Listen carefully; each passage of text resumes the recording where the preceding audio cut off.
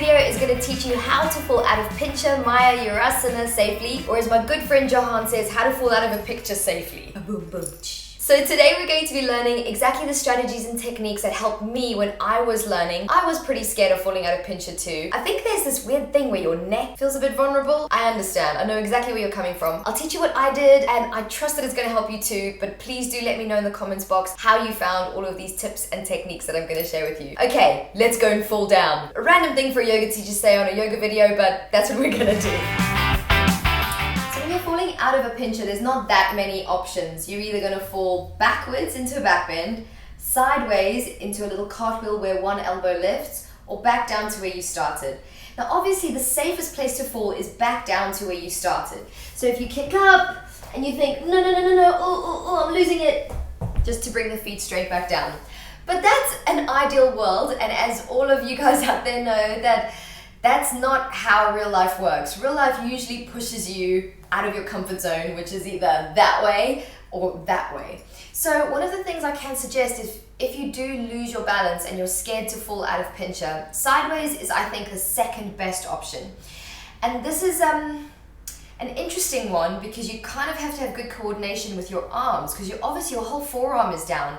It's a lot more grounded than the handstand. I would say handstand is probably even a little bit easier to fall out of than pincha. So let me show you what I mean. So from pincha, once you've kicked up, if you think, oh, whoa, I'm losing it, you can fall to the side where you lift one hand to push you out. I'll show you the other side.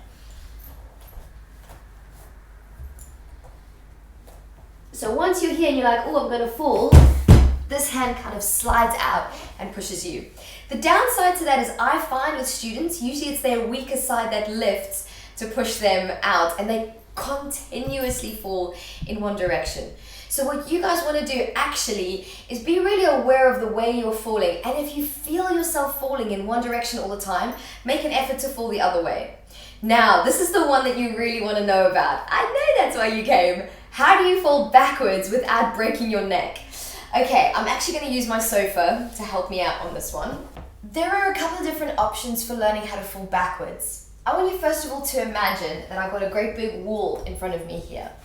If I just start off falling, gung against the wall, that's great. That's just going to teach me how to fall back a small amount. If you're thinking you want to push it a little bit more, what you can do is kick up against the wall, but make sure your arms are placed further back. And then when you get ready again and you want to go a bit deeper, again you go further back. So you keep edging further away from the wall and then you fall backwards. To fall eventually even more, you can use something like a chair or a sofa. So you're going to pop your forearms down, kick up, and then land your feet on a chair. Now, what you noticed what I did there is I actually consciously thought about falling. So instead of kicking up with both legs, I kicked up just with one, and I let the one take me over to the chair. Well, maybe let's say sofa. Sofa I think will be safer for you guys than something that moves around like this guy, but just for the purpose of me showing you on this video, watch, I kick up one leg and I let this one leg connect down to the ground. And that's actually, it just gives you that feeling that, the floor is not super far away. Now when that gets easy, look for something that's slightly lower. So I'll grab 2 bricks and I can place them like that. That doesn't look very stable, let's go for that.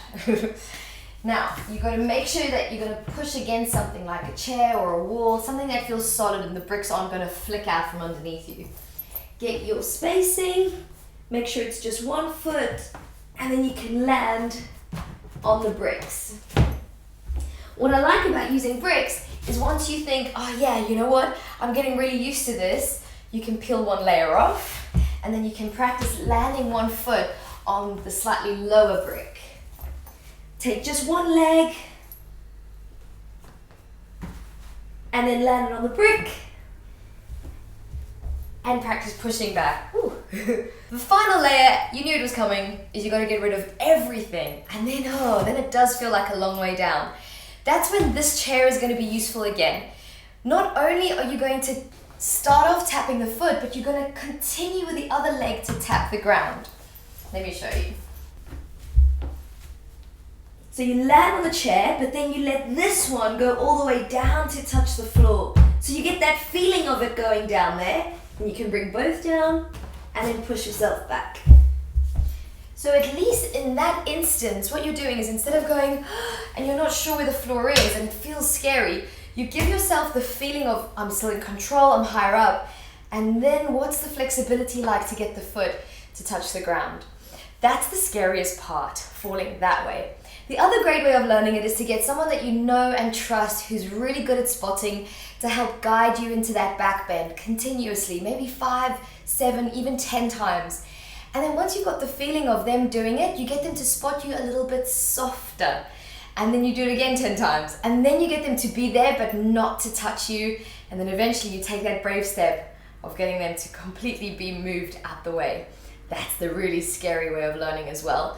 Maybe you can combine those two, and yeah, maybe that'll help you learn how to fall out of your pinches safely.